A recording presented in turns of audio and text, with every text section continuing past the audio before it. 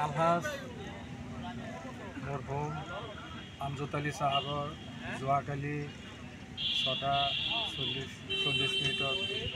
তেজপুৰ টাইমছত মৃত্যু হয়। গতিকে আজি 2টা বজাত বৰগুলি ঈদগাহ ফিল্ডত আমি জানাজা সম্পন্ন কৰোঁ। তেখেত এজন ভাল আদৰ্শৱান ব্যক্তি আছিল।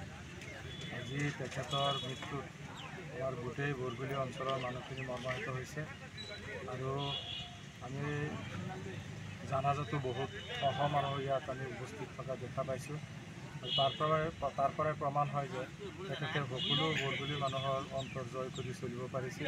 তেখেত এজন 5 ওয়াক্ত নামাজীও আছিল, হজ কৰিও আহিছিল।